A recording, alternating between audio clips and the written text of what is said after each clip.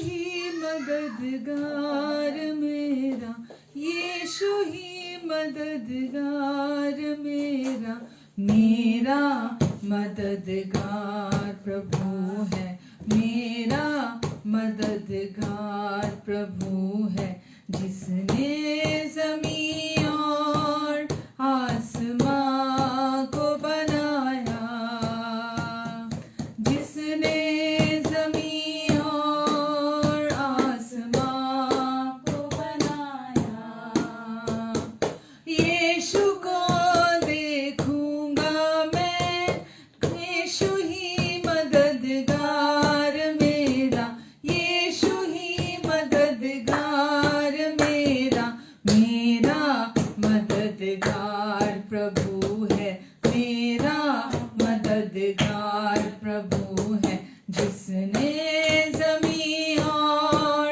आसमां को बनाया, जिसने ज़मीन और आसमां को बनाया, वो मेरे पाँव को फिसलने नहीं देगा,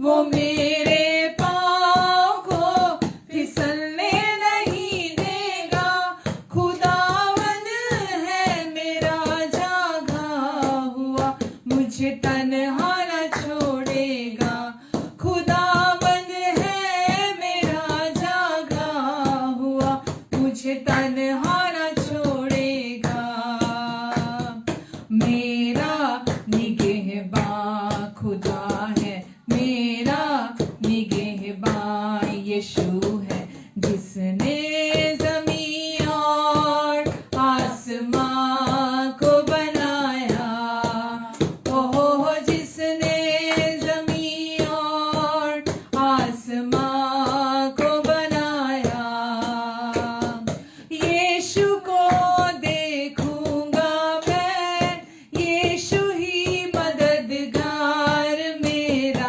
यीशु ही मददगार मेरा, मेरा मददगार प्रभु है, मेरा मददगार प्रभु है, जिसने ज़मीन और आसमां को बनाया, ओह जिसने ज़मीन और आसमां को बनाया, वो मेरी जान को भला छू भी न पाएगी, मेरी जान को भला छू भी न पाएगी, न गर्मी चांद और सूरज की कभी हम मुझको जलाएगी, न गर्मी चांद और सूरज की कभी मुझको जलाएगी, मेरा साहिबा खुदा है, मेरा साहिबा यीशु है, जिसने ज़मीन और आसमां को बनाया, ओह जिसने ज़मीन और आसमां को बनाया, यीशु को देखूंगा मैं, यीशु ही मददगार मेरा, यीशु ही मददगार मेरा, मेरा मददगार प्रभु है, मेरा मददगार प्रभु है, जिसने ज़मीन और आसमां को बनाया, ओह जिसने ज़मीन और आसमां को बनाया, यीशु को देखूंगा मैं, कौन है मददगार मेरा, यीशु है मददगार मेरा, मेरा मददगार यीशु है, मेरा मददगार प्रभु है, जिसने ज़मीं और आसमां को बनाया, जिसने ज़मीं और आसमां को बनाया, जिसने ज़मीं और आसमां को बनाया, मेरी जान को भला छू भी ना पाएगी,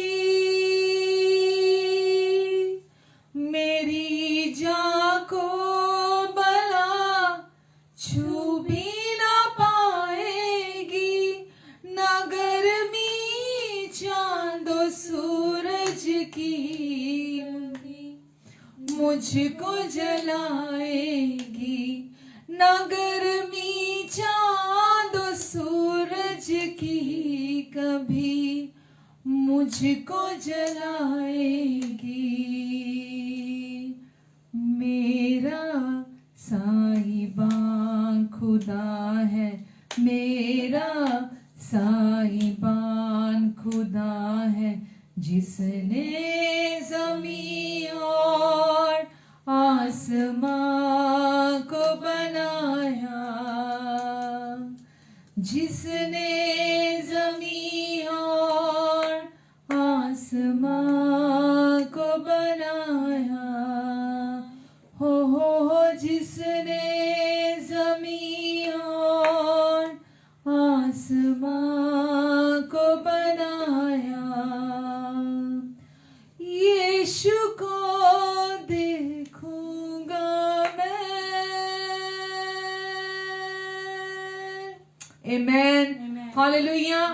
यीशु को देखूंगा मैं। यीशु ही मददगार मेरा, मेरा मददगार यीशु है, मेरा मददगार प्रभु है, जिसने जमीन और आसमां को बनाया। वो मेरे पांवों को फिसलने नहीं देगा, मेरी जान को बला, कोई भी बला छू भी ना पाएगी, क्योंकि यीशु मेरा साहिबान है, वो मेरा निगहबान है। प्रभु हम आपको धन्यवाद देते हैं यीशु, हमारे जीवनों को संभालने वाले प्रभु, हमें अपनी सामर्थ से भरने वाले यीशु, हमारी अगुवाई करने वाले प्रभु, हमें कभी ना छोड़ने वाले, कभी ना त्यागने वाले प्रभु, हमारे साथ जुड़कर एक आत्मा हो जाने वाले प्रभु, हमें अपने साथ एक कर लेने वाले प्रभु हैं आप। हमेशा के लिए हम आपके साथ जुड़ चुके हैं, एक हो चुके हैं प्रभु, और ये आपके पूरा हुए कार्य के द्वारा है यीशु।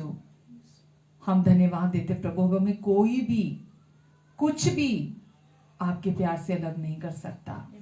Hallelujah, hallelujah. अपना बोझ यीशु ते पाओ,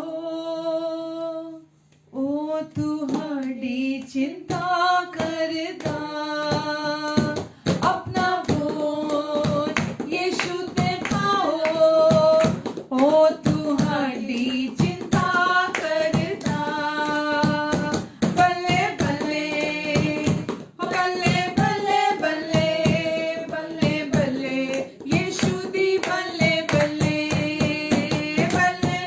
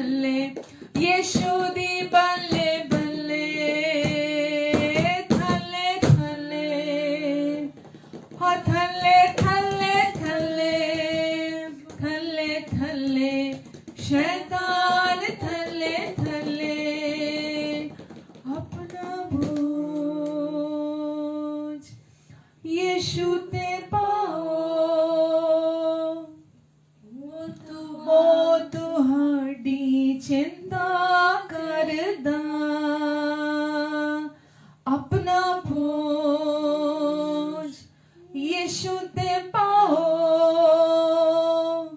ओ तुहाडी चिंता करदा अपना बोझ यीशु ते पाओ ओ तुहाडी चिंता करदा। आमीन। अपना सारा बोझ उसी पर डाल दो, वचन कहता है, क्योंकि उसको तुम्हारा ध्यान है। वचन कहता है शैतान की, ताकि तुम शैतान की युक्तियों के सामने स्थिर खड़े रह सको, क्योंकि वो हर समय गरजने वाले सिंह की तरह दहाड़ता है, कब किसको फाड़ खाए।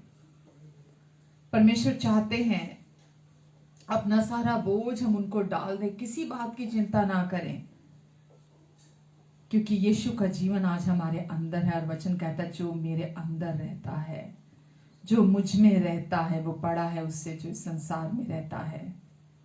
हम धन्यवाद देते प्रभु आपको। हम यीशु की बल्ले बल्ले पूरे दिल से गाते हैं, पूरे दिल और जान से गाते हैं, क्योंकि यीशु ने शैतान को हराया।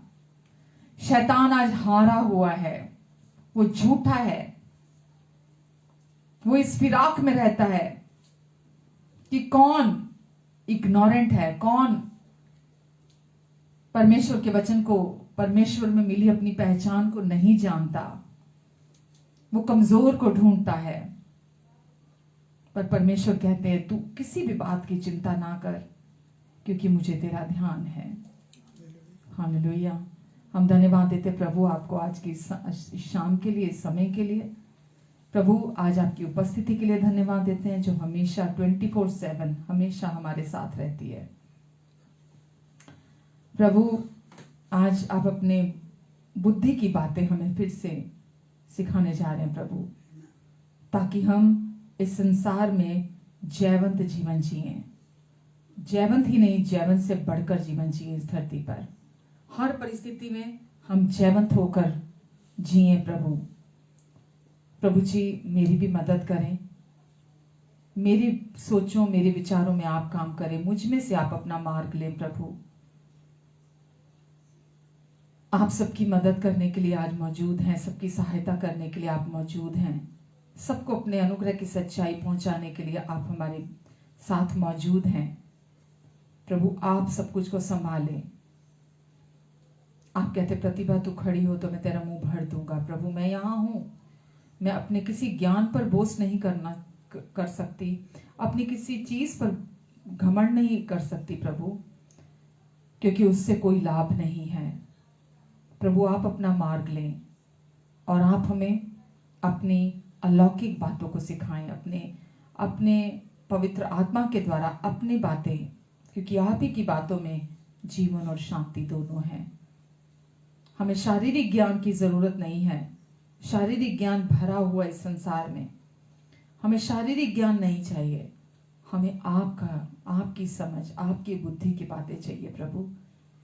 आप हमारे सबकी मदद करेंगे और हर देखने सुनने वाले के मन की आंखें आज खुल जाएं, सबकी समझ की आंखें आज खुल जाएं, ताकि जो बातें आप इनके हृदय तक सीधे सीधे पहुंचाना चाहते हैं प्रभु, ये उन बातों की समझ प्राप्त करें।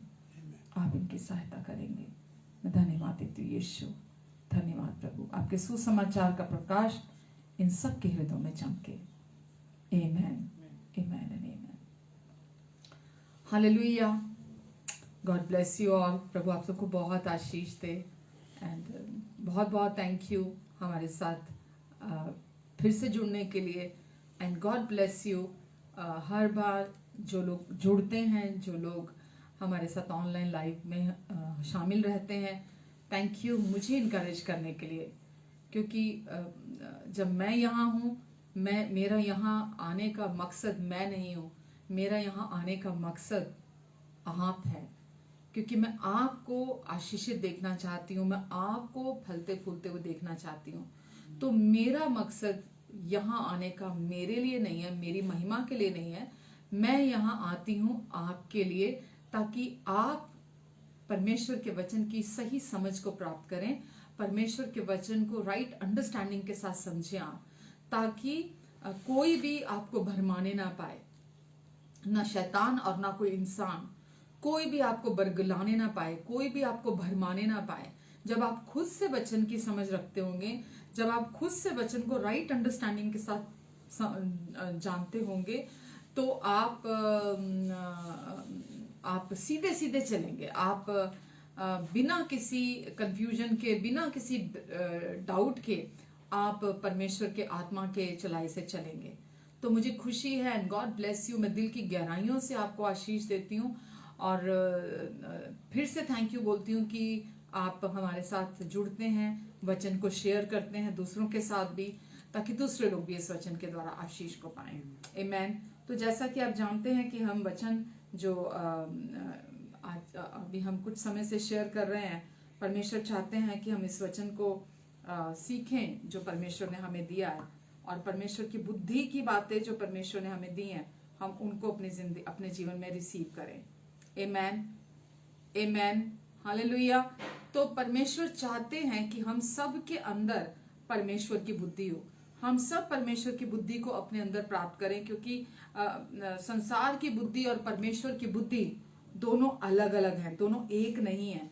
तो परमेश्वर चाहते हैं कि हम परमेश्वर की बुद्धि की बातों को रिसीव करें, और परमेश्वर चाहते हैं कि कोई भी हमारे जीवन में कोई ऐसी परिस्थिति जब आती है, कोई भी सिचुएशन आती है जहां हम कंफ्यूजन की स्टेट में होते हैं, हम कंफ्यूज हो जाते हैं कि समझ में नहीं आता सही क्या है, गलत क्या है, मुझे क्या करना चाहिए, मुझे क्या नहीं करना चाहिए, मुझे क्या चुनाव करना चाहिए, मुझे क्या चुनाव नहीं करना चाहिए। उस समय पर मेरे प्रियो केवल और केवल परमेश्वर की बुद्धि हमारी मदद करती है कि उस समय की हमें क्या करना है।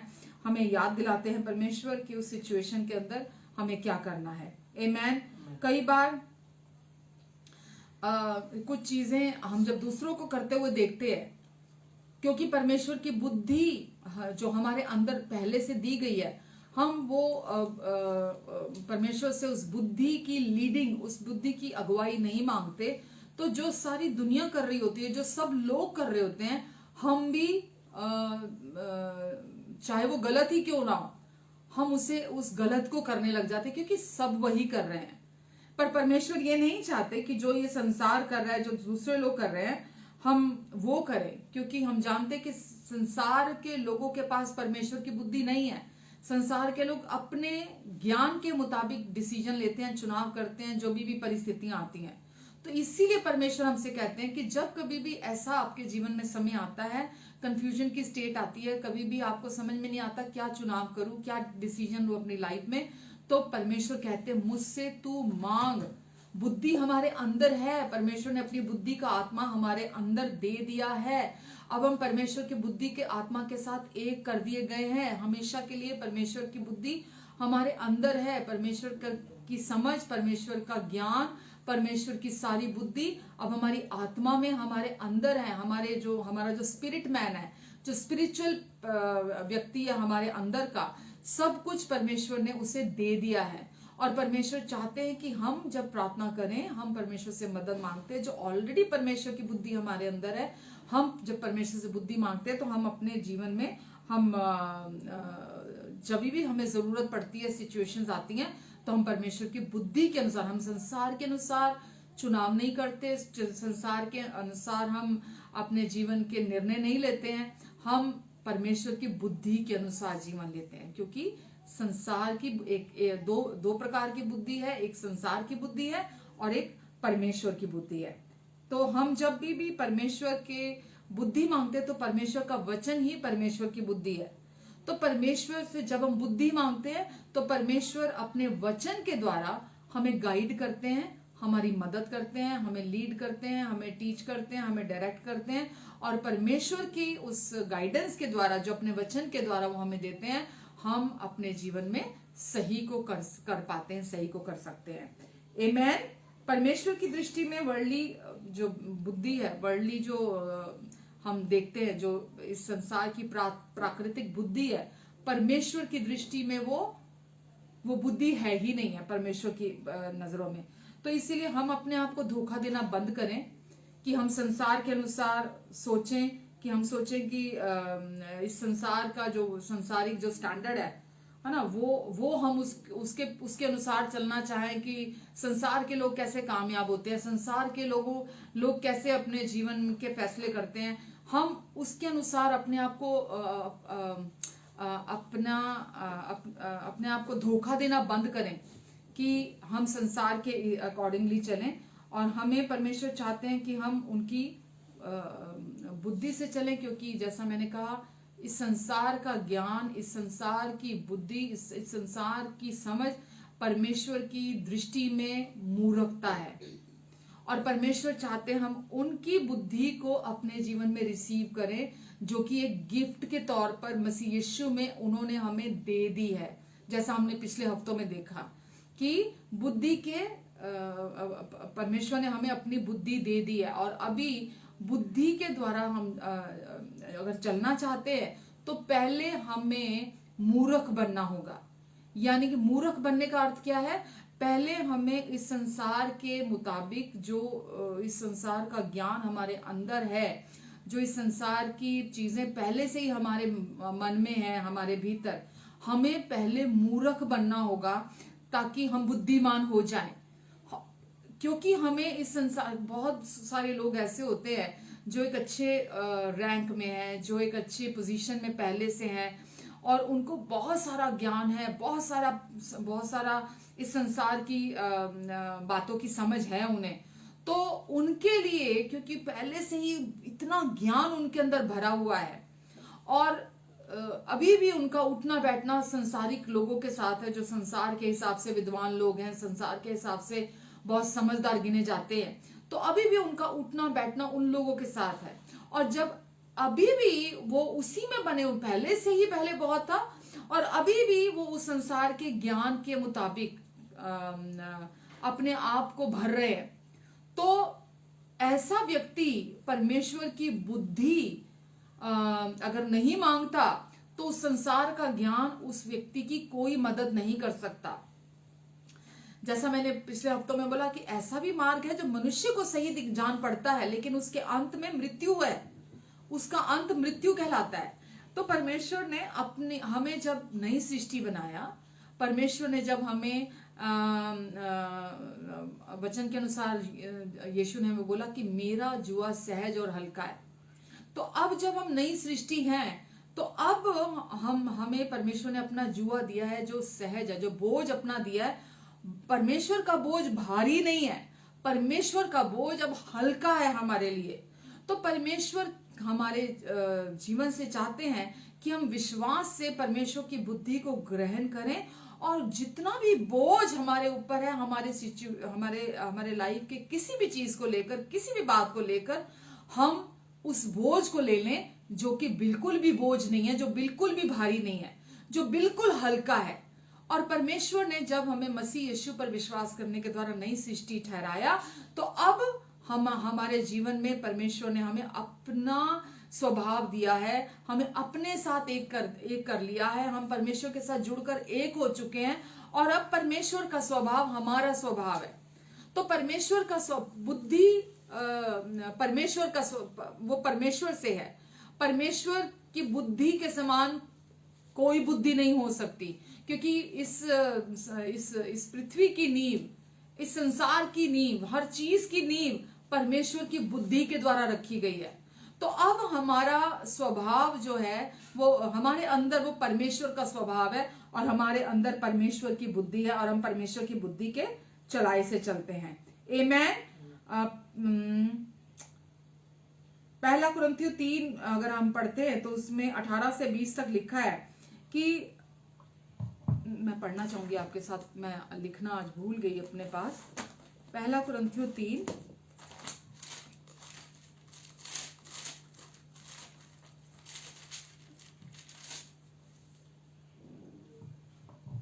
लिखा है, कोई 3 के 18 में लिखा है, कोई अपने आप को धोखा ना दे। यदि तुम में से कोई इस संसार में अपने आप को ज्ञानी समझे तो मूर्ख बने कि ज्ञानी हो जाए।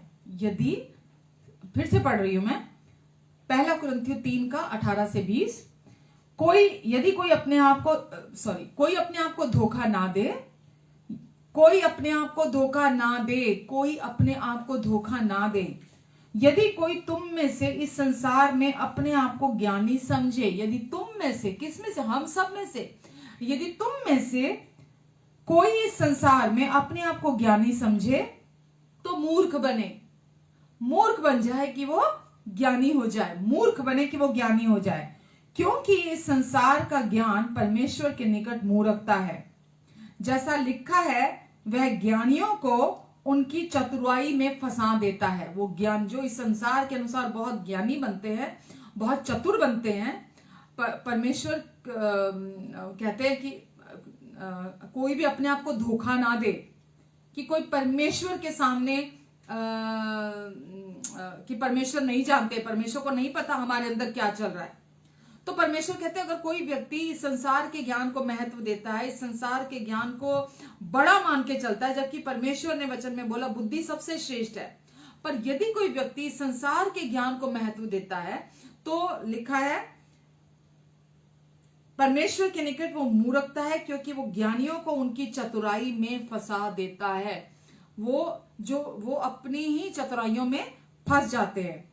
और आगे लिखा 20 में, और फिर प्रभु ज्ञानियों के विचारों को जानता है कि वह व्यर्थ हैं। प्रभु ज्ञानियों के, जो इस संसार के हिसाब से बुद्धिमान समझते अपने आप को, प्रभु ज्ञानियों के विचारों को जानता है कि वह व्यर्थ है। तो यदि हम परमेश्वर की बुद्धि चाहते हैं, अगर हम चाहते हैं कि परमेश्वर की बुद्धि मेरे अंदर से काम करे, मुझे गाइड करे, मुझे लीड करे, मुझे डायरेक्ट करे, मुझे टीच करे, तो हमको इस संसार के ज्ञान को ना कहना होगा, इस संसार के ज्ञान का इनकार करना होगा, क्योंकि परमेश्वर के निकट वो मूर्खता है। आपको कितना भी ज्ञान हो, आप दूसरे इंसान को लुभा सकते हैं, किसी इंसान को रिझा सकते हैं अपनी प्रेजेंस के द्वारा, कि दूसरे लोग अपने को छोटा समझने लगे। आपको आपकी बातें सुन करके इस व्यक्ति को तो बहुत समझ है, इस व्यक्ति के अंदर तो बड़ी बुद्धि है, इस व्यक्ति के अंदर तो बड़ा ज्ञान है, तो दूसरे व्यक्ति को आप रिझा सकते हैं, दूसरे लोगों को आप इंप्रेस कर सकते हैं, दूसरे लोगों के ऊपर आप अपना प्रभाव छोड़ सकते हैं। और आप सोचे अरे वाह, मेरा तो ऑरा, क्या ही ऑरा है मेरा, मैं बोलता हूं तो सब सुनते रह जाते हैं। तो वो समझ, वो ज्ञान घमंड उत्पन्न करता है। बंदा, कोई वो व्यक्ति घमंड से फूलता है, और परमेश्वर उस ऐसे व्यक्ति को देखकर क्या बोलते हैं? मूर्ख व्यक्ति। क्योंकि संसार का ज्ञान परमेश्वर के निकट मूर्खता है, क्योंकि परमेश्वर जानते हैं उसका ये ज्ञान व्यर्थ है, उस ज्ञान से उस व्यक्ति को कोई लाभ नहीं हो सकता, क्योंकि परमेश्वर आत्मा है, और परमेश्वर की जो बुद्धि है, परमेश्वर की जो बातें हैं, हम परमेश्वर के आत्मा के द्वारा, विश्वास के द्वारा अपने भीतर हम रिसीव करते हैं, उन पर विश्वास करने के द्वारा, और वो पवित्र आत्मा के द्वारा हमारे अंदर डाली जाती हैं। तो परमेश्वर चाहते हैं कि हम उनके वचन जो हमें अभी कह रहा है, हम उनके वचन को जो सुन रहे हैं, हम उसे सुने, हम रुके, सोचे उसके विषय में, उसके बारे में सोचे, और अपने आप को थोड़ा समय दें कि मैं किसके द्वारा चल रहा हूं, इस संसार की बुद्धि के हिसाब से चल रहा हूं या मैं परमेश्वर की बुद्धि के हिसाब से चल रहा हूं। क्या मुझे सुपरफिशियली सारी चीजें पता है? हो सकता है बहुत सारे लोगों को इस बात का घमंड होता है कि मुझे वचन का बहुत ज्ञान है, कौन सा चैप्टर, कौन सा अध्याय, कौन सा पेज नंबर है, और कौन सी वर्स है, मुझे ये कोई भी पूछ ले, मुझे ये सब पता है, मुझे ये सब पता चल चुका है। पर परमेश्वर नहीं चाहते, परमेश्वर ये इस ज्ञान से प्रसन्न नहीं होते। परमेश्वर किस बात से प्रसन्न होते हैं? जब हम परमेश्वर के मार्ग पर, जैसा परमेश्वर चाहते हैं हमें चलना, जिस मार्ग पर चलना, जब हम परमेश्वर के मार्ग पर चलते हैं, जब परमेश्वर की सोचों के अनुसार सोचते हैं, तो बाइबल हमें बताती है परमेश्वर इन बातों से प्रसन्न होते हैं। जब परमेश्वर का मार्ग हमारा मार्ग होता है, तो परमेश्वर उससे प्रसन्न होते हैं। तो परमेश्वर का मार्ग क्या है? बुद्धि, कि हम उनकी बुद्धि, क्योंकि जब आप यीशु मसीह पर विश्वास करते हैं तो आपकी बुद्धि की शुरुआत वहां से होती है, क्योंकि पृथ्वी की नींव यीशु के द्वारा रखी गई, और यीशु ही परमेश्वर की बुद्धि है। तो परमेश्वर ने अपने वचन के द्वारा इस सृष्टि की नींव रखी और यीशु ही वचन है, वचन ही यीशु है, वचन बुद्धि है परमेश्वर की, और बुद्धि के द्वारा ही इस संसार की नींव रखी गई है। तो परमेश्वर किस बात से प्रसन्न होते हैं कि जब आप परमेश्वर के मार्ग को, आप अपना मार्ग, उस मार्ग पर चलते हैं, आप लोगों की तरफ नहीं देखते, आप लोगों को प्रसन्न नहीं करते। हो सकता है आपके अपने परिवार के लोग आपको ना समझे, आपके अपने बच्चे आपको ना समझे, आपका पति आपको ना समझे, आपकी पत्नी आपको ना समझ पाए। क्यों? क्योंकि परमेश्वर के राह पर जब आप चलते हैं, पवित्र आत्मा की अगुवाई में जब आप चलते हैं, परमेश्वर की बुद्धि से जब आप चलते हैं, जरूरी नहीं है कि दूसरे लोग आपको अंडरस्टैंड करें। क्यों? क्योंकि परमेश्वर की बातें परमेश्वर क्या आत्मा जानता है। परमेश्वर की बातें परमेश्वर के आत्मा के द्वारा वो व्यक्ति ग्रहण करता है जो विश्वास करता है यीशु के पूरा हुए कार्य पर और जो पवित्र आत्मा की अगुवाई में चलता है। तो परमेश्वर चाहते हैं कि हम मिसलीड ना हो, हम सही के अनुसार चले। जैसा दुनिया चलती है, ज्ञान पर आधारित उनका जीवन है, संसार के ज्ञान पर आधारित उनका जीवन है, तो हम भी खुद को धोखा ना दें, वरन हम परमेश्वर के वचन को अब खुद हमें चलाने दें, वो हमें नेविगेट करे, वो हमें रास्ता दिखाए, वो कंपास की तरह हमारा मार्गदर्शन करे। तो परमेश्वर का वचन ही बुद्धि है और वो जीवित वचन आज हमारे अंदर है। परमेश्वर की बुद्धि आज हमारे अंदर है और परमेश्वर चाहते हैं हम उनकी बुद्धि, जैसा कि वो एक बड़ा शिप जो होता है वो रडार की मदद से जैसा वो चलता है, एक इतना बड़ा शिप होता है, लेकिन एक छोटा सा रडार उस शिप को डायरेक्ट करता है कि उसे किस डायरेक्शन में जाना है। ऐसे ही हमारे जीवन में परमेश्वर की बुद्धि हमें गाइड करना चाहती है। परमेश्वर अपनी बुद्धि के द्वारा हमें चलाना चाहते हैं और वो एक रडार की तरह हमें डायरेक्ट करना चाहते हैं ताकि हम अपने जीवन में सीधा सीधा चले, हम भटके नहीं, हम भरमाए ना जाए। आमेन। इस संसार का जो स्टैंडर्ड है, जो स्तर है, ये लगातार बदलता रहता है। जो चीजें आज जो पहले गलत समझी जाती हैं, कुछ समय बाद वही चीजें सही करार कर दी जाती हैं। फिर जो आज गलत मानी जाती हैं, आने वाले समयों में वो स्टैंडर्ड, जो आज स्टैंडर्ड गलत समझा जाता है, लोग जिसकी बुराई करते हैं, ये संसार बदलता रहता है। इस संसार के जो स्टैंडर्ड हैं वो बदलते रहते हैं। इस संसार का जो ज्ञान है वो सीमित है। तो लोग आज एक चीज को सही मानते हैं, लेकिन आने वाले कल में वही चीजें वो खुद ही गलत ठहरा देते हैं। तो आज गलत ठहराते हैं, कल सही ठहरा देते हैं, आज इसे सही ठहराते हैं, उसे कल गलत ठहरा देते हैं। तो इस संसार का जो स्तर है वो कभी भी अचानक बदल जाता है। कुछ चीजें आज गलत है जो अचानक कल सही हो जाती हैं। कुछ चीजें आज जिसे सही मानते हैं लोग, वो अचानक कल गलत हो जाती हैं। तो इस संसार का स्तर आप खुद ही देखिए, आज से 100 साल पहले जो स्टैंडर्ड था कपड़ों का, जो स्टैंडर्ड था रहने सहने का, क्या वो वही स्टैंडर्ड है? आज जो स्टैंडर्ड है, क्या आज से आने वाले 100 सालों बाद क्या वो स्टैंडर्ड होगा? तो जो बातें आज से 100 साल पहले गलत मानी जाती, सही मानी जाती थी, आज उनकी वैल्यू खत्म हो गई है। जो चीजें उस समय पर गलत मानी जाती थी, आज वो चीजें सही मानी जाती हैं। तो इस संसार का जो स्टैंडर्ड है वो टाइम टू टाइम चेंज होता रहता है। कभी सही गलत हो जाता है और कभी गलत सही हो जाता है। तो इसीलिए अगर हम संसार के स्टैंडर्ड के हिसाब से जीने की कोशिश करेंगे तो हम हमेशा कंफ्यूज रहेंगे। और परमेश्वर ने हमें कंफ्यूजन का स्पिरिट नहीं दिया, भ्रम का आत्मा नहीं दिया। परमेश्वर चाहते हैं हम उनकी बुद्धि के चलाए से चले, उनकी बुद्धि की आत्मा के द्वारा चले, क्योंकि हमारे जीवन में कोई कंफ्यूजन हमें नहीं होता। हम हालातों के द्वारा, परिस्थितियों के द्वारा हम जैसा बोलते हैं ना, शटलकॉक को इधर से एक रैकेट मारता है, फिर उधर से एक रैकेट मारता है, वो शटलकॉक बेचारी इधर से भी उछाली जाती है, उधर से भी उछाली जाती है।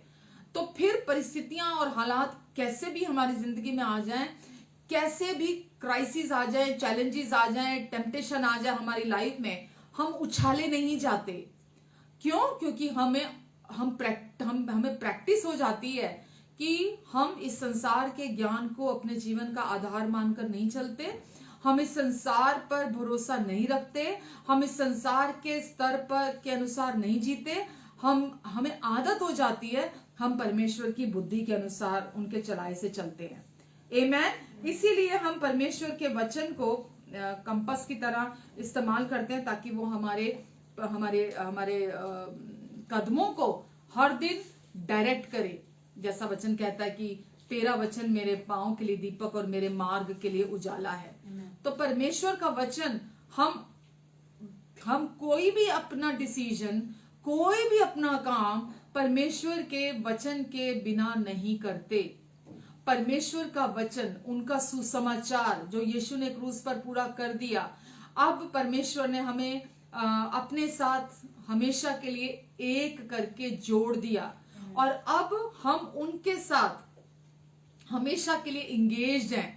उनके साथ जिसको हिंदी में बोलते हैं संलग्न होना, उनके साथ हमेशा के लिए संलग्न हैं, जुड़ चुके हैं उनके साथ अब हम हमेशा के लिए।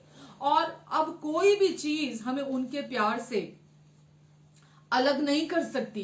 अब हमेशा के लिए उनका स्वभाव हमारे अंदर है। हमेशा के लिए वो वचन में बोलता है यीशु दाखलता है, हम यीशु की डालियां हैं और अब हम हमेशा के लिए उस दाखलता के साथ जुड़ चुके हैं और अब यीशु का स्वभाव हमारे अंदर है और अब कोई भी चीज हमें उनके इस प्यार से अलग नहीं कर सकती। और परमेश्वर चाहते हैं हम इस सुसमाचार पर विश्वास रखें और हम हमेशा इस सच्चाई के साथ जुड़े रहें। ये बुद्धि की बातें हैं जो परमेश्वर ने हम तक अपनी अपनी बातें दी हैं कि अब हम परमेश्वर के साथ हमारे जीवन की रियलिटी बिल्कुल परमेश्वर की रियलिटी के जैसी है। जैसा परमेश्वर का वचन कहता है जैसा वो है इस समय, वैसा ही इस संसार में हम भी हैं, मैं भी हूं। तो परमेश्वर की रियलिटी आज हमारी रियलिटी है। जैसा वो है वैसे ही इस समय इस संसार में हम भी हैं। तो परमेश्वर चाहते हैं कि हम जैसे वो हैं, हम ये जैसे वो है, मतलब जब आप सुसमाचार को बार बार सुनते हैं, बार बार पढ़ते हैं, बार बार उसको अपने अंदर मेडिटेट करते हैं, मनन करते हैं, तो वो आपके अंदर जड़ पकड़ता है, आपके अंदर पकड़ बनाता है परमेश्वर का सुसमाचार। और जब वो सुसमाचार आपके अंदर जड़ पकड़ता है, आप उसे थामते हैं, तो फिर आपके अंदर आप परमेश्वर पे भरोसा करते, तो आपके अंदर वो शांति आ जाती है जो सारी दुनिया की समझ से परे की शांति है। और वो शांति आपके अंदर आराम को लेकर आती है, आप अंदर विश्राम करते हो शांति के द्वारा। और परमेश्वर के ऊपर जब आप भरोसा करते हैं तो परमेश्वर की बुद्धि, जो पहले से ही परमेश्वर का बुद्धि का आत्मा आपके अंदर है, वो आपकी मदद करता है, वो आपकी सहायता करता है और आप अपने जीवन में सही चुनाव कर पाते हैं। आमेन, हालेलुया। तो आप परमेश्वर का वचन आपके बिहाव पर इंटरवीन करता है, आपकी सिचुएशंस में। आप ऐसे जीवन को कभी सोच भी नहीं सकते इस संसार के मुताबिक। ये जीवन इतना आराम का जीवन है, ऐसा विश्राम का जीवन है कि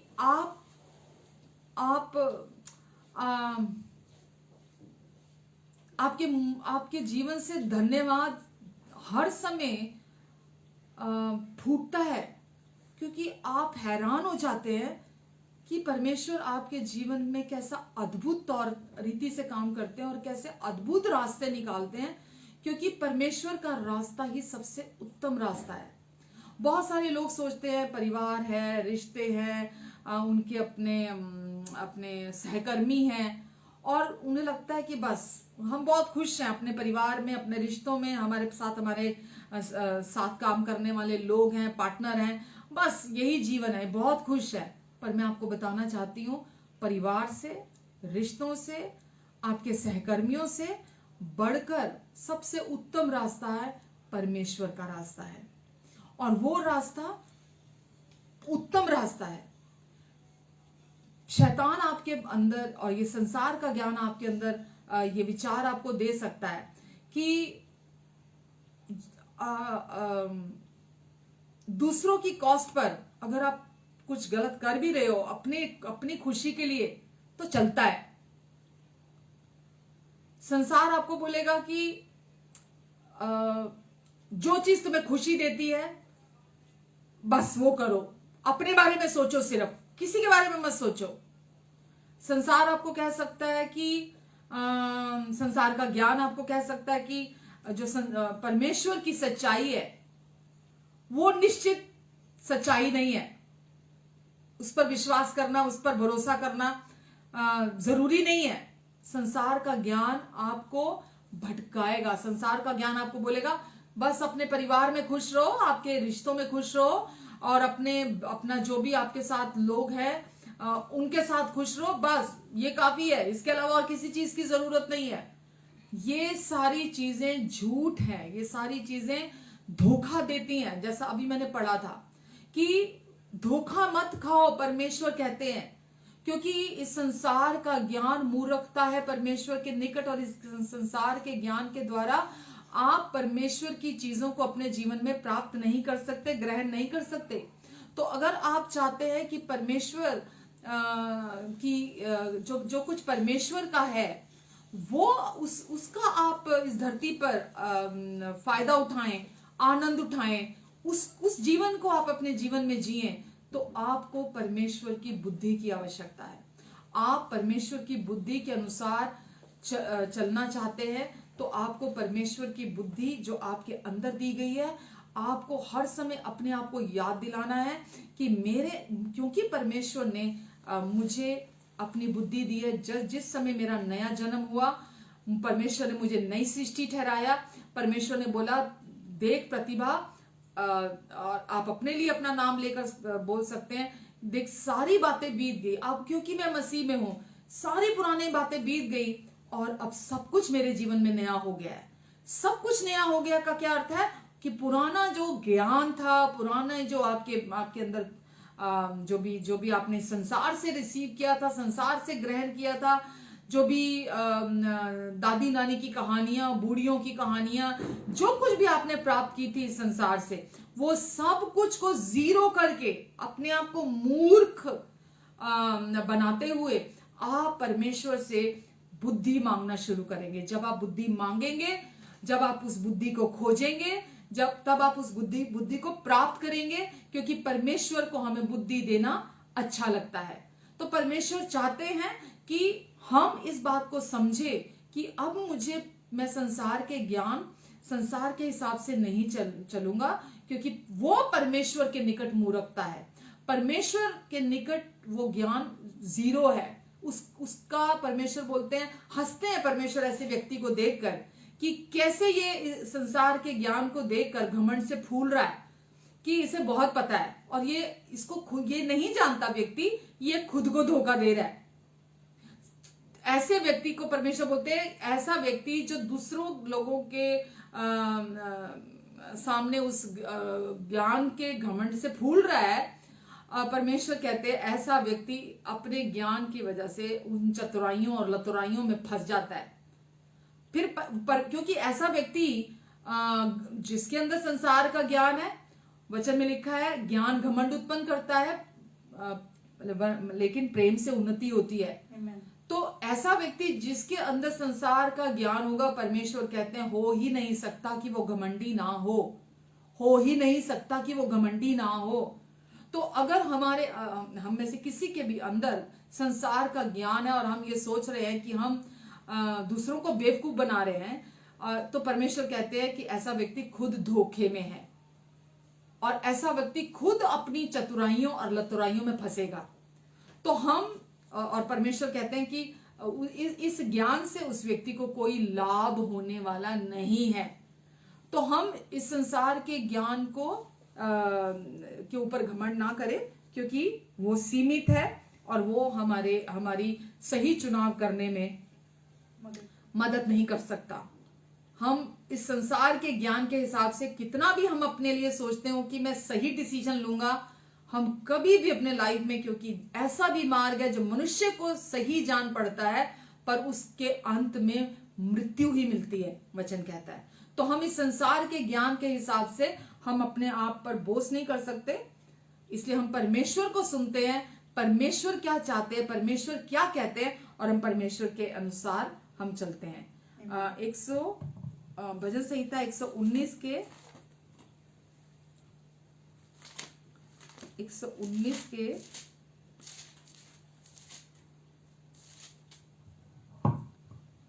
133 में लिखा है, मेरे पैरों को अपने वचन के मार्ग पर स्थिर कर, मेरे पैरों को अपने वचन के मार्ग पर स्थिर कर, और किसी अनर्थ बात को मुझ पर प्रभुता ना करने दे। आमेन। मेरे पांवों को अपने वचन के मार्ग पर स्थिर कर। हालेलुया। भजनकार लिख रहा है, मेरे पांवों को अपने वचन के मार्ग पर स्थिर कर, कि मैं केवल और केवल तेरे वचन के अनुसार चलूं, वचन के अनुसार सोचूं, वचन के अनुसार चुनाव करूं, क्योंकि परमेश्वर का वचन ही उनकी बुद्धि है।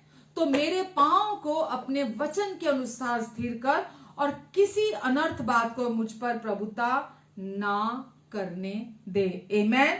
तो अपने इस संसार के इस जीवन में, हम संसार में जो भी नकारात्मक बातें सुनते हैं, जो भी गलत बातें सीखते हैं, हम उनको अपने जीवन को चलाने ना दें। हम उनके द्वारा, उनके चलाए से ना चलें, कि वो हमें नेविगेट करें, हमारे जीवन को नेविगेट करें संसार की बातें। तो लिखा, मेरे पैरों को अपने वचन के मार्ग पर स्थिर कर, तेरे वचन के मार्ग पर मैं चलूं, और जैसा तू चाहता है मेरे जीवन को, मेरे जीवन पर अनर्थ की कोई बात मेरे जीवन पर प्रभुता ना करे। हालेलुया। तो इसीलिए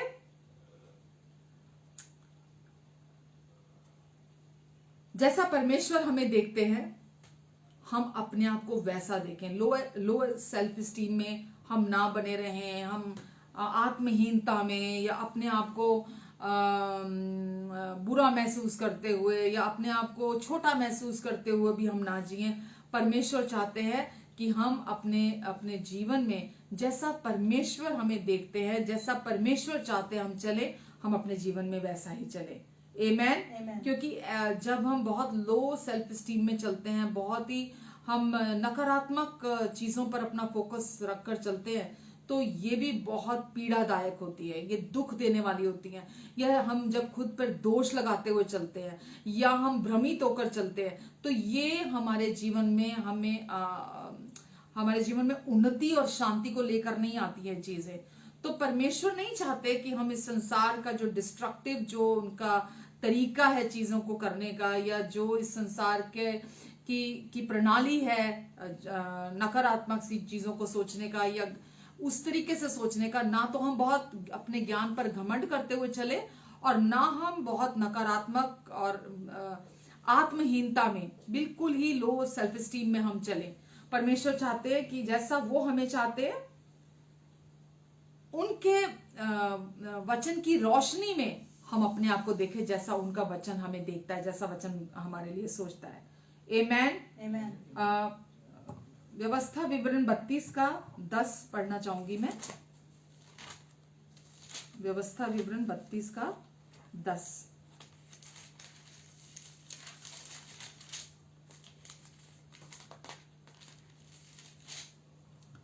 इसमें लिखा है,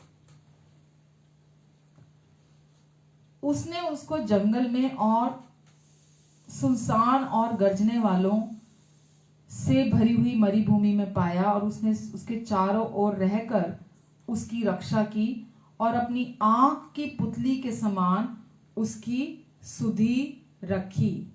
आमेन।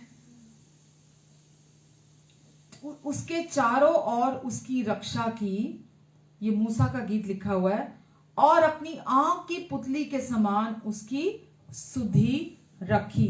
आमेन। तो परमेश्वर चाहते हैं आपको, जब ऐसा जंगल का मार्ग, मतलब जब आपको रास्ता नहीं दिख रहा, जब आपको समझ में नहीं आ रही है आपको क्या करना है, आपको कैसे चलना है, आपको कहाँ जाना है, तो उस समय पर भी परमेश्वर आपके साथ है। आप याद रखिए, जब आप विश्वास में होते हैं तो परमेश्वर की उपस्थिति आपके साथ होती है।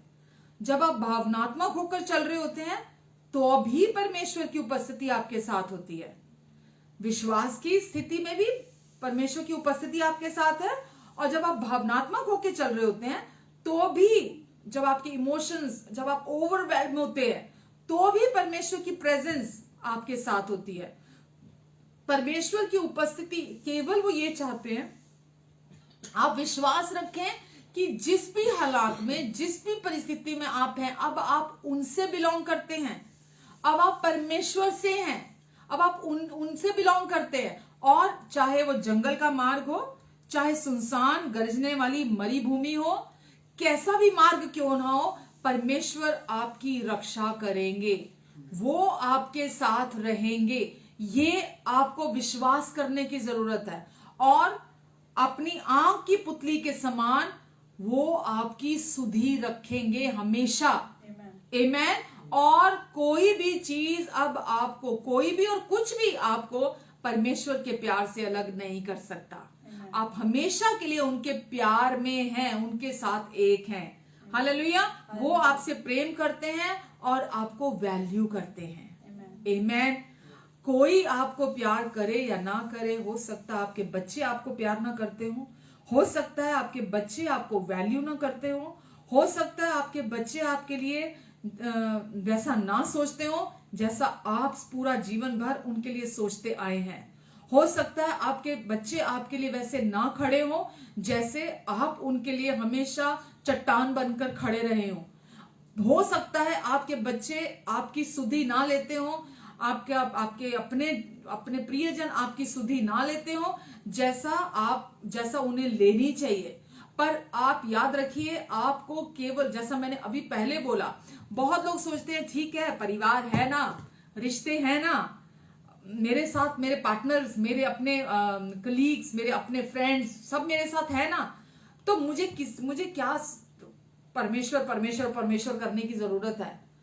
याद रखिए, सब कुछ परिवर्तनशील है, कुछ भी एक जैसा कभी नहीं रहता है। केवल एक परमेश्वर ऐसे हैं जो कभी नहीं बदलते हैं, वो हमेशा एक जैसे रहते हैं। Amen. और वो आपको कभी नहीं छोड़ेंगे। उनका प्यार हमेशा एक जैसा रहेगा आपके लिए। Amen. और उनका प्यार, जैसा अभी हमने पढ़ा, अपनी आंख की पुतली के समान वो आपकी सुधि रखेंगे। अपनी आंख की पुतली के समान वो आपको प्यार करेंगे। आप उनकी दृष्टि में हमेशा बहुमूल्य रहेंगे। आमेन। हालेलुया। हमेशा मतलब हमेशा, ये उनका वचन है, उनका वचन ही बुद्धि है। तो इसीलिए हम इस संसार के मुताबिक, इस संसार की प्रणाली के मुताबिक, इस संसार के सदृश ना हम देखते हैं, ना हम सोचते हैं, ना हम चलते हैं। हम ये जानते हैं जो सबसे महत्वपूर्ण है, जो सबसे इंपॉर्टेंट है, वो हमारे लिए है, वो हमारे साथ है, वो हमारी और है। कोई और हमारे साथ है या नहीं है, कोई खड़ा है या नहीं खड़ा है। तो परमेश्वर हमेशा आपकी सुधि रखेंगे, और कैसा भी मार्ग क्यों ना हो, आप कभी अकेले नहीं हैं। कैसा भी रास्ता क्यों ना हो, आप कभी, चाहे वो जंगल का मार्ग हो, चाहे वो रेतीला रेगिस्तान हो, जहां दूर दूर तक कोई दिखाई नहीं देता, परमेश्वर वहां भी आपकी सुधि रखेंगे। आमेन। हालेलुया। वो कभी आपको अकेला नहीं छोड़ेंगे। इसीलिए हमेशा हम याद रखें, जो सबसे इंपॉर्टेंट है पारिवारिक रिश्तों से, जो भी संसारिक रिश्ते हैं, जो भी संसार का है, वो सब परिवर्तनशील है।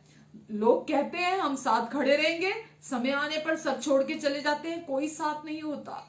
लेकिन परमेश्वर कभी छोड़ेंगे नहीं, वो हमेशा हमारी सुधि रखेंगे। और वो प्रॉमिस करते हैं अपनी आंख की पुतली के समान वो हमेशा हमारा ध्यान रखेंगे। आमेन। वो हमें प्रोवाइड कराएंगे जो कुछ उन्होंने पहले से हमें प्रभु यीशु मसीह में प्रोवाइड कराया है। Hallelujah, hallelujah. तो इसलिए हम उन पर भरोसा रख सकते हैं, क्योंकि वो सच्चे प्रभु हैं हमारे। हालेलुया। इसीलिए हम अपने आप को प्रभु के साथ हमेशा एंगेज रखें, उनके साथ जुड़े रहें। उनकी जुड़े तो हम हुए हैं परमानेंटली, वो दाखलता हम डालियां हैं, कभी भी हम उनसे अलग नहीं होंगे, कभी नहीं, मतलब कभी भी नहीं, हमेशा के लिए आप उनके साथ जुड़े हुए हैं। इसलिए संसार के का जो डिस्ट्रक्टिव सिस्टम है, इस संसार का जो भी भरमाने वाला जो जो प्रणाली है, अपने आप को उससे हम बचा कर रखें और हम अपने प्रभु के वचन पर विश्वास रखें कि वो हमें कभी नहीं छोड़ेंगे। आमेन। उनके वचन पर विश्वास करना, उनकी सच्चाई पर विश्वास करना ही बुद्धिमत्ता है। जो वो हमारे लिए कहते हैं, जो वो हमारे लिए सोचते हैं, उनके साथ राजी होना, उस पर विश्वास करना ही बुद्धिमत्ता है। तो हम, जैसा अभी हमने वचन पढ़ा, जब हम सुन रहे हैं उनके वचन को, इस वचन के साथ राजी होना, विश्वास करना ही बुद्धिमत्ता है हमारे लिए। आमेन, आमेन, हालेलुया, हालेलुया। जब हम छोटे होते हैं तो हम आने वाले कल के विषय में नहीं सोचते हैं, लेकिन वो समय हमारे लिए, जब हम बड़े होते हैं तो वो आकर खड़ा हो जाता है, सिचुएशंस आकर खड़ी हो जाती हैं। और परमेश्वर का वचन हमारे लिए, हमें नहीं पता आने वाले समय में हमारे आगे क्या आने वाला है। आज भी हमारे जीवन में, भविष्य में आगे क्या आने जा रहा है हम नहीं जानते हैं। हम अपना अगला पल भी नहीं जानते हैं कि हमारा अगला पल क्या है। अगर आप इस बात पर विश्वास नहीं करते तो हॉस्पिटल में जाके, अगर कोई आईसीयू में है, वेंटिलेटर पर है, आप वहां जाकर एक आखिरी एक सांस का मूल्य आप वहां जाके समझ सकते हैं कि हर सांस जो है वो कितनी मूल्यवान है, और अगली सांस आनी है या नहीं आनी है ये कोई नहीं जानता, ये किसी को नहीं पता। तो परमेश्वर, केवल परमेश्वर जानते हैं कि हमारा आने वाला अगला क्षण कैसा है, वो कैसा होने वाला है। तो वो चाहते हैं कि अपनी बुद्धि के द्वारा, अपने अनुग्रहकारी बुद्धि के द्वारा हमारे जीवन में हमारा दिशा निर्देश करें। हमें जो हमारे आने वाले कल में क्या आने वाला है, आप और मैं, हम नहीं जानते, पर परमेश्वर जानते हैं। वो ऑल नोइंग गॉड है, वो सब कुछ जानने वाले परमेश्वर है। और वो ये चाहते हैं कि हम उनके वचन पर विश्वास करें, ताकि जो भी हमारे जीवन में आने वाली जो भी सिचुएशंस है, वो उन रास्तों में हमें इस पृथ्वी के इस मार्ग पे वो हमें गाइड कर सके। आमेन, हालेलुया, हालेलुया। भजन संहिता 90 पढ़ते हैं, भजन संहिता 90।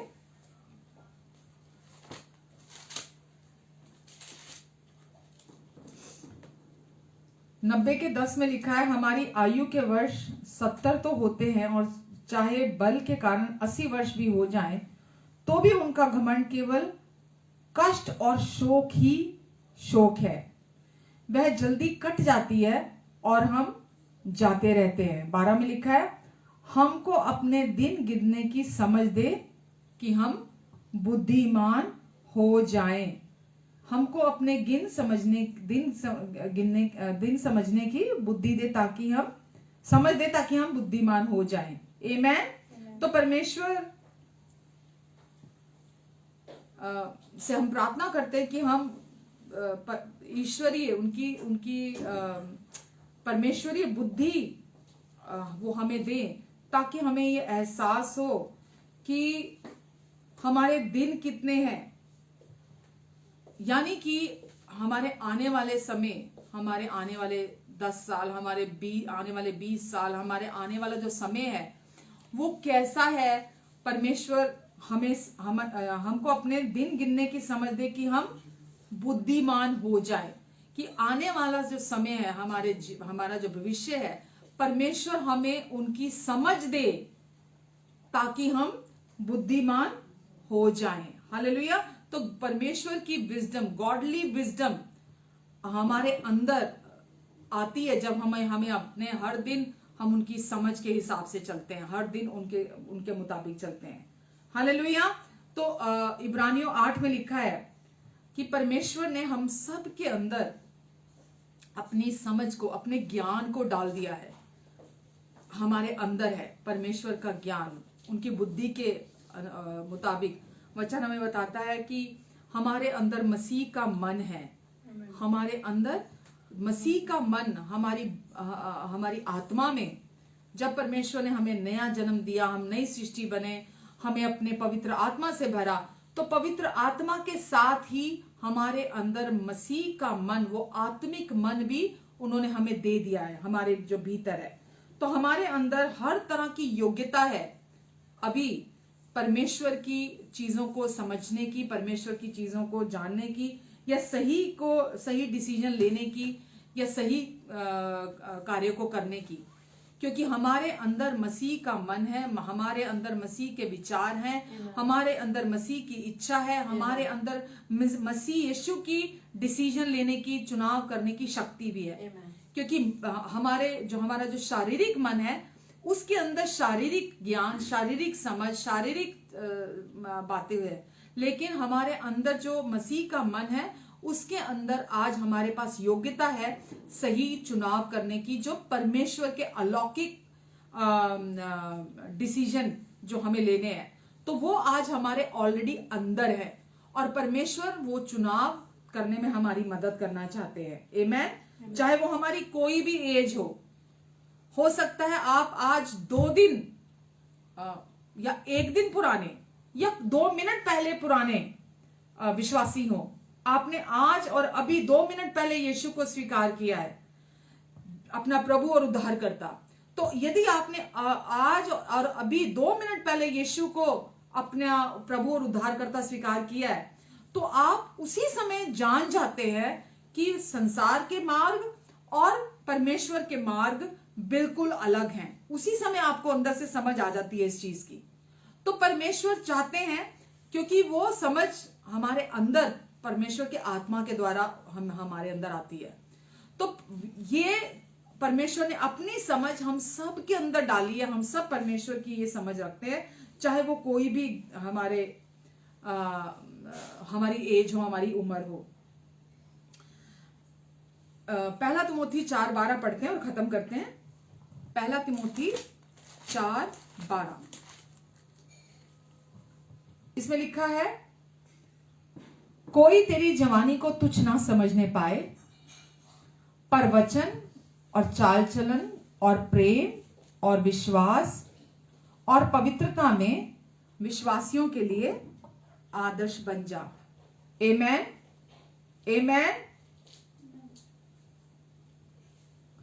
जब हम परमेश्वर की बुद्धि के अनुसार चलते हैं, जैसा परमेश्वर चाहते हैं कि हमारे अंदर, अब जो उन्होंने अपनी बुद्धि का आत्मा दिया, हम परमेश्वर की बुद्धि के अनुसार चलते हैं, तो हम इस संसार की भीड़ में हम अलग चमकते हुए दिखाई दे सकते हैं। इस संसार में हम ये गॉडली लाइफ जो हमारे अंदर डाली गई है, हम इसके लिए इसका आदर्श बन सकते हैं। इस जीवन को हम लेकर हम खड़े हो सकते हैं एक अच्छे ढंग से। क्या क्या था इसमें? तेरी जवानी को कोई तुच्छ ना समझने पाए, पर वचन, चाल चलन, प्रेम, विश्वास और पवित्रता में विश्वासियों के लिए आदर्श बन जा। तो जब हम परमेश्वर की बुद्धि से चलते हैं, तो हम इस संसार की भीड़ में, हम संसार के ज्ञान की वजह से अलग नहीं दिखाई देते, वहां स्टैंड आउट नहीं करते संसार के ज्ञान के हिसाब से कि लोगों पे बड़ा प्रभाव आ रहा है, मैं मुंह खोलूंगा, ज्ञान की बातें करूंगा तो लोग बोलेंगे अरे अरे इससे तो बहुत पता है। बल्कि क्या लिखा है? प्रेम, विश्वास, अच्छा चाल चलन, पवित्रता में हम हमारे अंदर, क्योंकि परमेश्वर का जीवन है, परमेश्वर की बुद्धि के द्वारा हम चलाए से चल रहे हैं, पवित्र आत्मा के चलाए से हम चल रहे हैं। परमेश्वर की बुद्धि पहले से ही हमें दे दी गई है, हमारे अंदर है, और हम अपने जीवन का हर कदम परमेश्वर की बुद्धि के हिसाब से चलते हैं, क्योंकि परमेश्वर इसी से प्रसन्न होते हैं। तो फिर हम जब आत्मा के चलाए से चलते हैं, तो हम दूसरों के सामने आदर्श बन जाते हैं। वो जीवन हम में फ्लो करता है। जब हम विश्वासी बनते हैं, प्रभु यीशु मसीह के क्रूस पर पूरा हुए कार्य पर विश्वास करते हैं, उस अपनी न्यू आइडेंटिटी जो राइचियसनेस है, जो धार्मिकता है, जब हम उस पर विश्वास करते हैं, तो हमें परमेश्वर हमारे अंदर अपना जीवन दे देते हैं। फिर हमें अपने ओन पर नहीं चलना होता कि अब सारा बोझ हमारे कंधों पर आ गया, अब तो प्रभु ने मेरे कंधों पर डाल दिया, मुझे हर दिन चलना है, पवित्र जीवन जीना है, मुझे प्रेम करना है, मुझे विश्वास करना है, मेरे को अपना चाल चलन सही करना है। बिल्कुल भी नहीं, ये बिल्कुल सही नहीं है। ये फ्रूट ऑफ द स्पिरिट है जो आपके अंदर आता है। सबसे पहली रूट क्या है? रूट है प्रभु यीशु मसीह का जीवन, जहां परमेश्वर ने आपको रूटेड किया है, ग्राउंडेड है, आप प्लांटेड है। परमेश्वर ने आपको उस दाखलता के साथ जोड़ दिया है और अब वो दाखलता से ही डालियां जीवन पाती हैं। हम उस दाखलता से जीवन को प्राप्त करते हैं, हमारे अंदर जीवन बहता है उस दाखलता के द्वारा। तो आज आपको अपने ओन पर नहीं कुछ करना, आपको खुद फल उत्पन्न नहीं करना, क्योंकि प्रेम आत्मा का फल है, विश्वास आत्मा का फल है। जब आप प्रेम में, विश्वास में चलते हैं, जब आप विश्वास रूट है, तो आपके जीवन से पवित्रता उत्पन्न होती है। तो आपका चाल चलन, आपका जीवन सही विश्वास है, इसीलिए जीवन भी सही उत्पन्न होता है। तो परमेश्वर क्या चाहते हैं कि जब हम भीड़ में खड़े होते हैं तो हम एकदम अलग दिखाई दें, हम अलग दिखाई दें, हमारा जीवन अलग दिखाई दे। तो उसके लिए हमें सबसे पहले जो श्रेष्ठ है, जो सबसे महत्वपूर्ण है, क्या?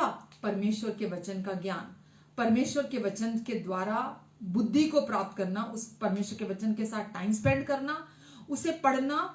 बहुत लोग घंटों वचन पढ़ने की भूख रखते हैं, वो घंटों वचन पढ़ते रहते हैं, उन्हें लगता है अरे मुझे वचन पढ़ना है, मुझे वचन पढ़ना है, मुझे वचन पढ़ना है, मुझे वचन पढ़ना है।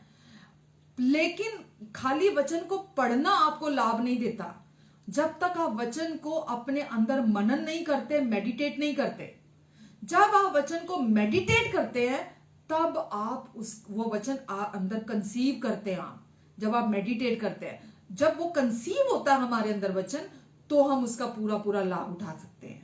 आमीन। एक आखिरी वचन हम पढ़ते हैं, इब्रानियों 4:2, बस खत्म करते हैं। इब्रानियों 4:2 लिखा है, क्योंकि हमें उन्हीं की तरह सुसमाचार सुनाया गया है, पर सुने हुए वचन से उन्हें कुछ लाभ नहीं हुआ। हमें उन्हीं की तरह, सबको एक तरह से सुसमाचार सुनाया गया है। परमेश्वर ने सबको अपना सुसमाचार सुनाया है, पर सुने हुए वचन से उन्हें कुछ लाभ नहीं हुआ, क्योंकि सुनने वालों के मन में विश्वास के साथ नहीं बैठा। तो आज बहुत सारे लोग वचन का ज्ञान रखते हैं, वचन को जानते हैं, लेकिन वो सुनने वालों, वो उस वचन से जो वो ज्ञान के तौर पर, उनके हेड नॉलेज के तौर पर उनके अंदर था, जो उन्हें पता था, जो वो जानते थे, जो उन्हें मालूम था, उससे उन्हें कोई लाभ नहीं हुआ। अगर आप केवल सुसमाचार को सुना है, आपने पढ़ा है, आप जानते हैं, केवल जानने से, केवल बहुत लोग बोलते हैं अरे मैं तो रोज 4 घंटे वचन पढ़ता हूं, मुझे तो चैन ही नहीं आती है जब तक मैं 2 घंटे बाइबल स्टडी ना करूं, जब तक मैं 4 घंटे बाइबल स्टडी ना करूं, मुझे तो वचन पढ़ना बहुत अच्छा लगता है। वचन से आपको लिखा है कोई लाभ नहीं होने वाला जब तक आप वचन को अपने अंदर मेडिटेट नहीं करेंगे, वचन को अंदर मनन नहीं करेंगे, आपको उस वचन से कोई लाभ नहीं होगा। तो यदि आप चाहते हैं वचन आपके जीवन में, आपके शरीर में अच्छी हेल्थ को उत्पन्न करे, चंगाई को उत्पन्न करे, शांति को उत्पन्न करे, आपकी जवानी नहीं हो जाए, आप हर समय जीवन को उत्पन्न करें, तो आपको वचन को अपने अंदर बैठकर मेडिटेट करने की जरूरत है। आप परमेश्वर का वचन बैठें, पढ़ें, उसे अपने अपने अपने अंदर ले, उस वचन को मेडिटेट करें। जब आप मेडिटेट करेंगे तो आपके सामने पूरी पिक्चर आ जाएगी उस वचन की, और फिर वो वचन आपके अंदर जड़ पकड़ेगा। जब वो वचन आपके अंदर जड़ पकड़ेगा तो परमेश्वर का जीवन आपके अंदर से बहेगा। आमेन। और आपके जीवन से चंगाई, अच्छी सेहत, शांति, आपकी जवानी उकाब की तरह नहीं हो जाएगी। सही चुनाव करेंगे, सही डिसीजन लेंगे। अगर आप जानवरों की तरह जीवन जीते रहेंगे, जो सामने आ गया खा लिया, जो सामने आ गया पी लिया, जो मन को अच्छा लगा, क्योंकि मन आपको, मन के अंदर शारीरिक समझ है, शारीरिक ज्ञान है, और दुष्ट की ये योजना है कि आप केवल अपने मन के चलाए से चलते रहे, क्योंकि मन की से लासे है। जो आपका मन कहता है वही होता है। आपका मन जब तक आत्मा के साथ राजी नहीं होता, शरीर केवल उनकी आज्ञा को मानता है, मन की आज्ञा को ओबे करता है, शरीर का इतना ही रोल है। तो जो आपके अंदर परमेश्वर आपके हृदय में बात करते हैं, आपका मन जब तक उसके साथ राजी नहीं होता, आपका मन जब तक उसके साथ राजी नहीं होता, वो जीवन शरीर में उत्पन्न नहीं होता। तो जो कुछ आपके आत्मा में है, वो जब आप वचन पढ़ते हैं, मेडिटेट करते हैं, वो आपके हृदय में आता है, फिर वो आपके हृदय से आपके मन में आता है। आपका मन जब उसके साथ अग्रीमेंट में आता है, राजी होता है उस सुसमाचार के साथ, तो वो आपके जीवन से दिखाई देता है। कैसे दिखाई देता है? जब आप अच्छी सेहत में चलेंगे, क्योंकि बीमारी परमेश्वर को महिमा नहीं देती, चंगाई परमेश्वर को महिमा देती है। जब लोग आपको देखेंगे, आपका फेस रेडिएंट, आपके चेहरे पे परमेश्वर की चमक दिखाई देगी, आपका चेहरा चमकता हुआ दिखाई देगा, आप अपनी एज से छोटे दिखेंगे, क्योंकि परमेश्वर का आत्मा आपके अंदर काम कर रहा है। जब आपके अंदर शांति होगी, विपरीत परिस्थितियों में भी आप बैलेंस में बने रहेंगे, आप सम बने रहेंगे, विपरीत परिस्थितियों में भी आप उछाले नहीं जाएंगे शटलकॉक की तरह, तो लोग आपके जीवन को देखकर समझ जाएंगे कि परमेश्वर का आत्मा आपके अंदर बह रहा है, वो जीवन आपके अंदर से बह रहा है, जो बाहर के सारी परिस्थितियों को संभाल सकता है और उनका प्रभाव अंदर नहीं पहुंचने देता, क्योंकि आपकी सोल, आपका मन स्ट्रांग नहीं है, आपकी स्पिरिट स्ट्रांग है। आपकी स्पिरिट आपकी सोल के ऊपर हावी है और आपका मन कमजोर है। तो आपको, जब आप वचन को मेडिटेट करते हैं अपने अंदर, तो आपके अंदर से परमेश्वर का जीवन बहता है। तो हमें केवल वचन को पढ़ना नहीं है, सुपरफिशली इसको पढ़ना नहीं है और इसका ज्ञान हासिल नहीं करना, क्योंकि ज्ञान घमंड उत्पन्न करता है। वचन में लिखा है शब्द मारता है लेकिन आत्मा जीवनदायक है। तो हमें केवल शब्द पे नहीं जाना। यीशु ने बोला मेरा वचन आत्मा भी है और जीवन भी है। तो ये हमारे अंदर जीवन उत्पन्न करता है। कोई बीमारी के सिम्टम हो, कोई भी रोग के सिम्टम हो, कोई कमजोरी के सिम्टम हो, वो वहां बने नहीं रहेंगे जब आप परमेश्वर के वचन को पहला स्थान अपने मन में, अपनी सोचों में देंगे। ना कि इस संसार का जो सिस्टम है या इस संसार का जो स्टैंडर्ड है, आप उन बातों पे मन को नहीं लगाएंगे। आप परमेश्वर के वचन को अपने अंदर पहला स्थान देंगे, तो आप देखेंगे कि आप जीवन और शांति को उत्पन्न करेंगे। आमेन। तो परमेश्वर की बुद्धि का घर है हम। परमेश्वर की बुद्धि ऑलरेडी हमें दे दी गई है, वो हमारे अंदर है और परमेश्वर चाहते हैं हम इस सच्चाई के साथ राजी हो, ताकि परमेश्वर की बुद्धि हमारे अंदर से बहे और हमारे जीवन में आने वाले जो भी हमें डिसीजन लेने की जरूरत है, जो भी चुनाव करने की जरूरत है, चाहे वो कोई भी क्राइसिस हो, चाहे टेम्पटेशन हो, चाहे वो कुछ भी हमारी लाइफ में डिफिकल्ट टाइम्स आते हैं, हम परमेश्वर की बुद्धि के अनुसार चले। आमेन। और उस पर डिपेंड होते हुए चले, ना कि संसार के ज्ञान पर डिपेंड होते हुए चले।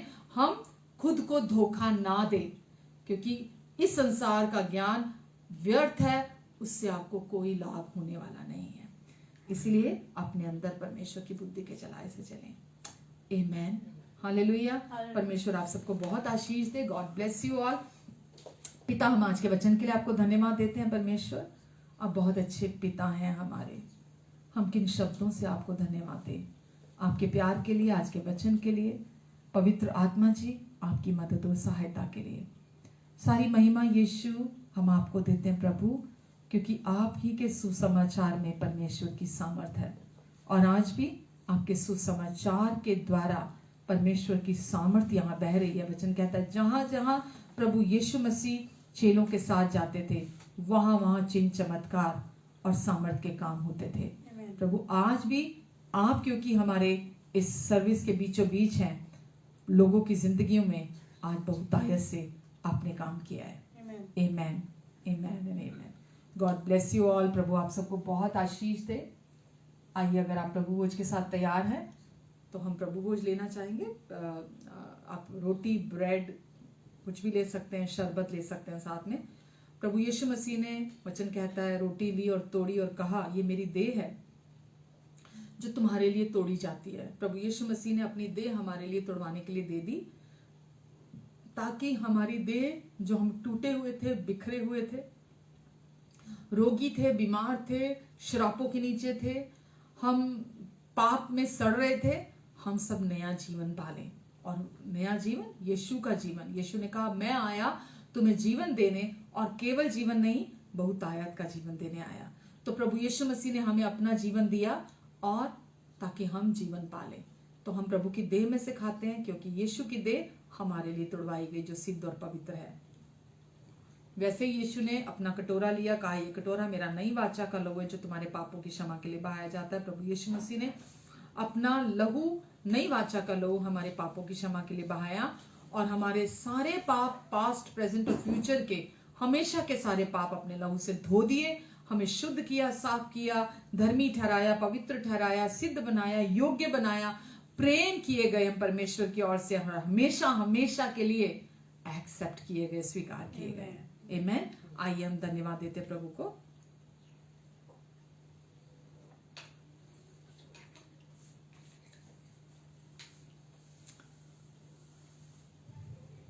प्रभु यीशु, हम आपको धन्यवाद देते प्रभु जी।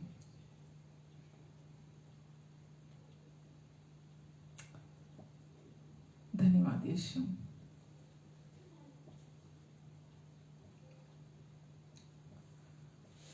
तेरा लहू बड़ा कीमती है प्रभु,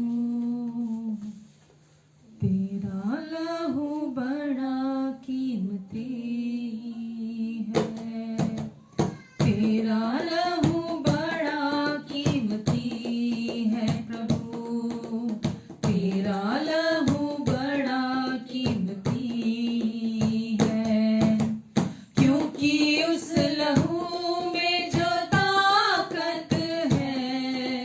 जिससे हम पाते हैं छुटकारा, क्योंकि उस लहू में जो ताकत है, जिससे हम पाते हैं छुटकारा, तेरा लहू बड़ा कीमती है प्रभु, तेरा लहू बड़ा कीमती है यीशु, तेरा लहू बड़ा कीमती है प्रभु, तेरा लहू बड़ा कीमती है।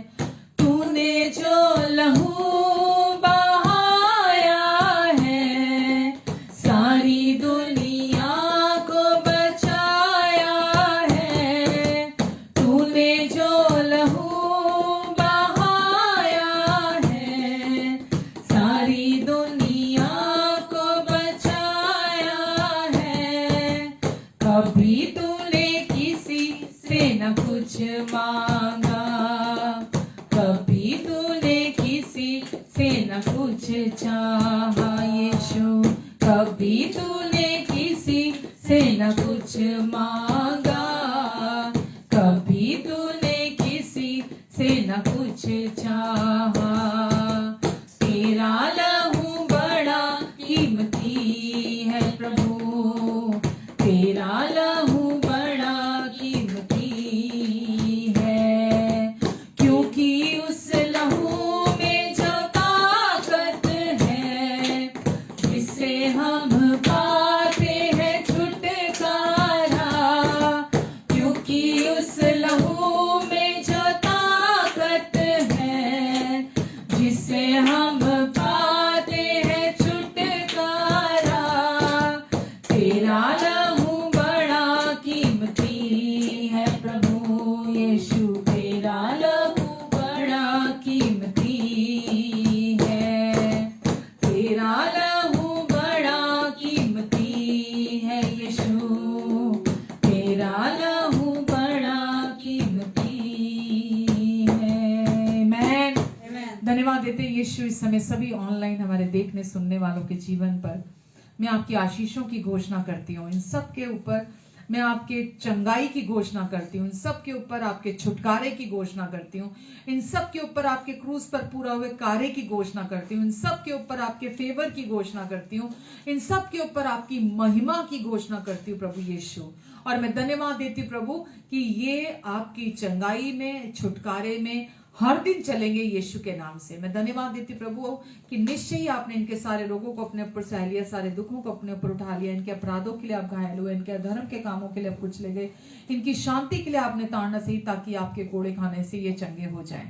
प्रभु ये पूरी रीति से आप में चंगे हैं क्योंकि आपने इनके सारे रोगों की कीमत अपनी देह पर चुका दी। प्रभु इन्हें अपने समझ, बुद्धि, ज्ञान और प्रकाश का आत्मा अपनी पहचान में दे, इनकी समझ खुल जाए यीशु के नाम से, ताकि जो कुछ आपने क्रूस पर इनके लिए पूरा कर दिया ये उसकी समझ को प्राप्त करें, ये अपनी नई पहचान को जान सके। अब जो मसीह यीशु में इनकी नई पहचान है, बिल्कुल ये परमेश्वर अब आपके जैसे हैं, जैसे आप हैं वैसे इस संसार में इस समय ये भी हैं प्रभु। जितने जो रियलिटी आपकी है प्रभु, वही रियलिटी आज इनकी भी है प्रभु। आप इनकी सहायता करें प्रभु, इनके आने और जाने पर अपनी आशीष को दें, इनके मुख पर अपने मुख के तेज को चमकाएं, और प्रभु अपना अनुग्रहकारी हाथ आप इन पर बनाकर रखेंगे, अपने लहू के नीचे आप इन्हें और इनके अपनों को छिपा कर रखेंगे, अपने पंखों की आड़ के नीचे, परों के नीचे आप इन्हें और इनके अपनों को कवर करके रखेंगे प्रभु। ये जहां कहीं भी जाएंगे आप इनके प्रभु हैं, अपनी आंख की पुतली के समान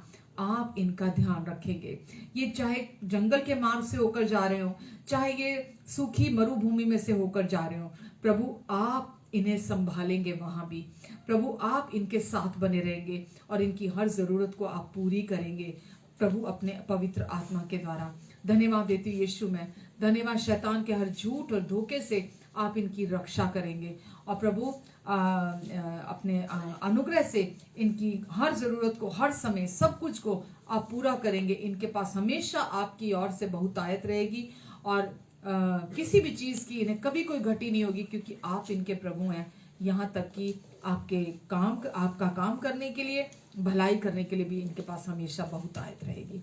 धन्यवाद देते प्रभु, धन्यवाद यीशु, धन्यवाद आपकी महिमा इनके द्वारा प्रकट हो, आपकी रोशनी इनके द्वारा चमके, आपका प्रेम इनके द्वारा महके, आपका जीवन इनमें से होकर बहे प्रभु।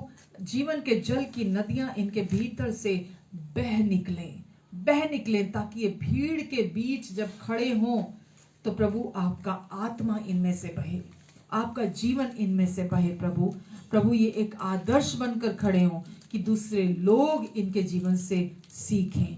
धन्यवाद देती प्रभु मैं आपको, ये रिश्तों में, परिवारों में प्रभु ये शांति का कारण होंगे। ये धरती पर छोटा स्वर्ग है प्रभु जहां कहीं भी ये रहेंगे लोग वहां स्वर्ग को महसूस करेंगे, अनुभव करेंगे अपने जीवन में। धन्यवाद प्रभु जी, धन्यवाद। आपका अनुग्रह और शांति इनके जीवन में मल्टीप्लाई हो जाए यीशु मसीह के नाम से। आमीन, आमीन और आमीन। God bless you all. प्रभु आप सबको बहुत आशीष दें। आज के वचन से अगर आपको ब्लेसिंग मिली है, शांति मिली है, तो आप दूसरों के साथ भी इस वचन को बांटें और अपना ध्यान रखें, अपनों का ध्यान रखें। God bless you, take care. फिर मिलते हैं।